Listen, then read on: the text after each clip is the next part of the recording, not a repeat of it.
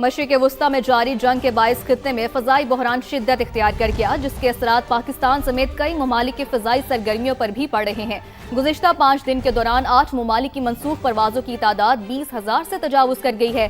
Pakistani airport से छठे रोज़ भी मशरिक़ वुस्ता जाने और आने वाली 145 परवाज़ें मनसूख कर दी गई।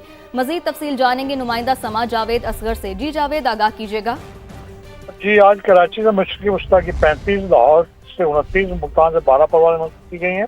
इस्लामाबाद से 35, पेशावर 14, सियालकोट 12, फैसलाबाद 6 और कोटा से भी 4 परवाज़ें मनसूख हुई हैं। जबकि मजमूई तौर पर ईरान पर हमले के बाद पाकिस्तान की मनसूख करदा परवाज़ों की तादाद 900 हो गई है, जबकि Dubai, Abu Dhabi, Sharjah airport से हंगामी इनखला के लिए 167 परवाज़ें ऑपरेट की गई हैं और 8 मुल्क की फ़ज़ाई की बंदिश के बाद मुल्क को 4300 परवाज़ें मनसूख हुई हैं। जबकि ताज़ा हमलों से मुख्तलिफ शहरों में मुतअद्दिद परवाज़ें मनसूख की जा चुकी हैं और ज़राए का ये कहना है कि मुख्तलिफ एयरलाइंस ने आज दोपहर तक अपना फ्लाइट ऑपरेशन भी बंद रखने का ऐलान कर रखा है। जी, अपडेट्स के लिए बहुत शुक्रिया। यहाँ पर आपको ये भी खबर दें कि ईरानी नेशनल सिक्योरिटी काउंसिल के सरबराह का 500 अमरीकी फ़ौजियों की हलाकत का दावा सामने आया है। अली लारिजानी कहते हैं कि अमरीकी फ़ौजियों की हलाकत के बाद सबसे पहले अमरीका के नारे का क्या बनेगा। नेतन्याहू ने ट्रंप को ईरान के खिलाफ नाजायज़ जंग में घसीट लिया है। अली लारिजानी की जानिब से ये भी कहा गया। ईरान की मिसाइल लॉन्चिंग साइट्स पर हमले जारी हैं। अमेरिकी सेंटकॉम ने ईरानी मिसाइल लॉन्चिंग साइट्स पर हमलों की वीडियो जारी कर दी। बयान में बताया गया कि ईरानी मिसाइल लॉन्चिंग साइट्स को ढूंढ कर तबाह कर रहे हैं। पेंटागन ने हलाक होने वाले मजीद 2 फौजियों की शनाख्त जाहिर कर दी है। ईरानी हमले में मेजर जेफरी और chief warrant officer Robert Marjan हलाक हुए हैं। पेंटागन का ऐसा बताना है। अमरीकी हुकाम ने दोनों हलाक फौजियों की तस्वीर भी जारी कर दी हैं। ये तस्वीर देखी जा सकती हैं। पेंटागन ने हलाक होने वाले मजीद 2 फौजियों की शनाख्त जाहिर कर दी है। बरतानवी खुफिया एजेंसी के साबिक सरबराह ने ईरान के खिलाफ जंग गैर जरूरी करार दे दी है। अमरीकी टीवी को इंटरव्यू में कहा कि गैर जरूरी जंग किसी पेशगी खतरे को रोकने के लिए नहीं थी। ईरान की जंग का बेहतरीन नतीजा वेनेजुएला जैसी सूरत हाल हो सकता है। इस जंग के वेनेजुएला से भी खतरनाक नताइज सामने आ सकते हैं।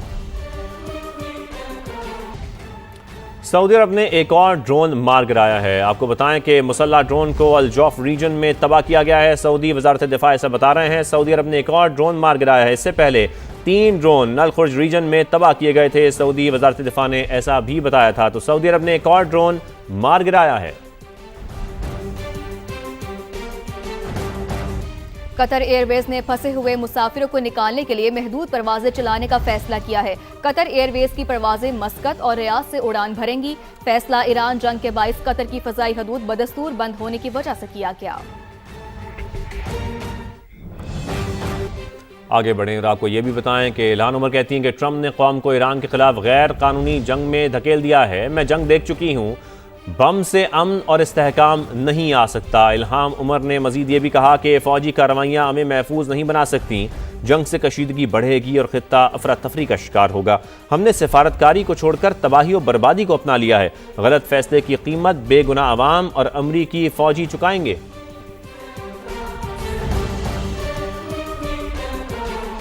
अब बात करें, अमेरिका ने ईरान से 2000 किलोमीटर दूर जाहरियत का मुजाहिरा किया है। ईरानी वजीर खारजा की जानिब से ऐसा कहा गया है। ईरानी फ्रिगेट भारत का मेहमान था, जिस पर अमले के 130 अरकान सवार थे। ईरानी वजीर खारजा ने मजीद कहा कि ईरानी फ्रिगेट को बैन अल-अक़वामी समुंदर में बगैर वार्निंग निशाना बनाया गया। अमेरिका ने जो मयार कायम किया है उस पर पछताना पड़ेगा। अमेरिका ने ईरान से 2000 किलोमीटर दूर जाहरियत का मुजाहिरा किया। ईरानी वजीर खारजा की जानिब से कहा गया। मजीद कहा कि ईरानी फ्रिगेट भारत का मेहमान था, जिस पर अमले के 130 अरकान सवार थे। ईरानी फ्रिगेट को बैन अल-अक़वामी समुंदर में बगैर वार्निंग निशाना बनाया गया। यहाँ पर आपको ये भी खबर दें कि ईरानी नेशनल सिक्योरिटी काउंसिल के सरबराह का 500 अमरीकी फ़ौजियों की हलाकत का दावा सामने आया है। अली लारिजानी कहते हैं कि अमरीकी फ़ौजियों की हलाकत के बाद सबसे पहले अमरीका के नारे का क्या बनेगा। नेतन्याहू ने ट्रंप को ईरान के खिलाफ नाजायज़ जंग में घसीट लिया है। अली लारिजानी की जानिब से ये भी कहा गया। ईरान की मिसाइल लॉन्चिंग साइट्स पर हमले जारी हैं। अमेरिकी सेंटकॉम ने ईरानी मिसाइल लॉन्चिंग साइट्स पर हमलों की वीडियो जारी कर दी।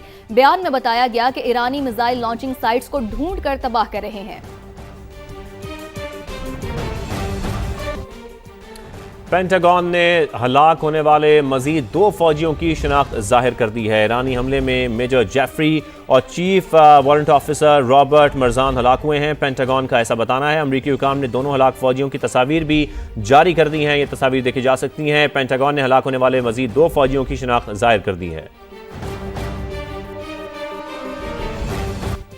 बरतानवी खुफिया एजेंसी के साबिक सरबराह ने ईरान के खिलाफ जंग गैर जरूरी करार दे दी है। अमरीकी टीवी को इंटरव्यू में कहा कि गैर जरूरी जंग किसी पेशगी खतरे को रोकने के लिए नहीं थी।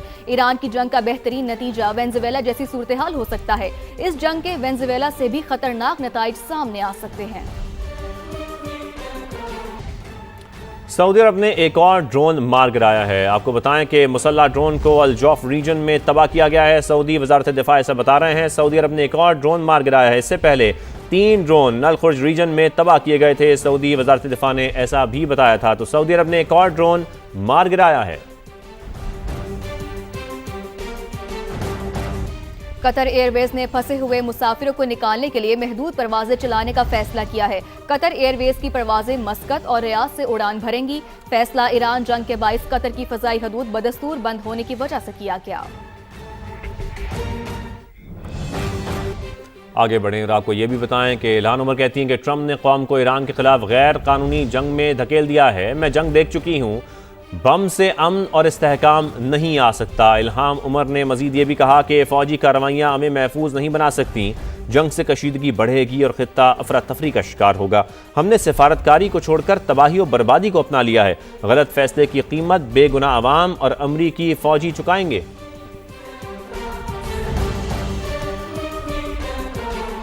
अब बात करें, अमेरिका ने ईरान से 2000 किलोमीटर दूर जाहरियत का मुजाहिरा किया है। ईरानी वजीर खारजा की जानिब से ऐसा कहा गया है। ईरानी फ्रिगेट भारत का मेहमान था जिस पर अमले के 130 अरकान सवार थे।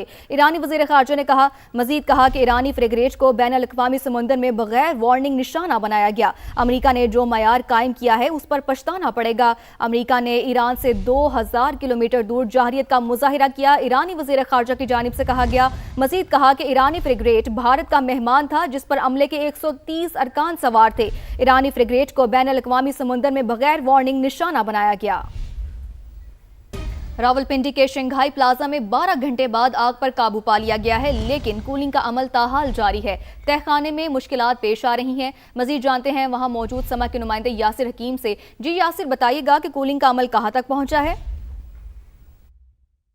देखिए, बिल्कुल बेसमेंट में जो आग लगी थी उस पर काबू पा लिया गया है और उसका कूलिंग का अमल जो है वो काफ़ी देर से जारी है। इब्तदाई तौर पर जो इतलात मिली थी उनके मुताबिक ये बताया गया था कि इस बेसमेंट में रेस्क्यू 1122 और फायर ब्रिगेड की टीमों को अंदर जाने के लिए रास्ता नहीं मिला। जो एक रास्ता था इस बेसमेंट में जाने का, उसे 3-4 शटर्स लगाकर बंद किया गया था, जिसके बायस उन्हें इब्तदाई तौर पर इस आग को बुझाने और वहाँ पर पानी का छिड़काव करने में मुश्किलात का सामना करना पड़ा। जिसके बायस इस बेसमेंट में चूँकि कहीं पर वेंटिलेशन का प्रॉपर सिस्टम मौजूद नहीं था और धुएँ के खराज के लिए कोई भी जगह मौजूद नहीं थी, फिर इसके अतराफ में बाकायदा तौर पर डिगिंग करके धुएँ के खराज का रास्ता बनाया गया। इन शटर्स को काटा गया और अब जो है वो बाकायदा तौर पर आग पर काबू पा लिया गया है। अब तक जो तफसीलात बताई गई हैं उनके मुताबिक ये बताया गया है कि इस बेसमेंट में मुख्तलिफ मोटरें जो थी वो लकड़ी के डब्बों में पैक थी और उसके साथ साथ कुछ प्लास्टिक का सामान पड़ा हुआ था, जिसके बायस ये बार बार सुलग जाता था। इब्तदाई तौर पर रेस्क्यू काम का कहना है कि इस आग को 2 मरतबा कंट्रोल किया गया, लेकिन कंट्रोल करने के कुछ देर बाद दोबारा यहाँ से स्मोक जो है वो बाहर आना शुरू हो जाता था, जिसके बायस दोबारा ऑपरेशन जो है वो शुरू किया जाता था। अब बाकायदा तौर पर इस आग पर काबू पाया गया है, जिसके बाद धुएँ के अखराज के लिए फ्यूल स्मोक इजेक्टर्स का इस्तेमाल किया जा रहा है।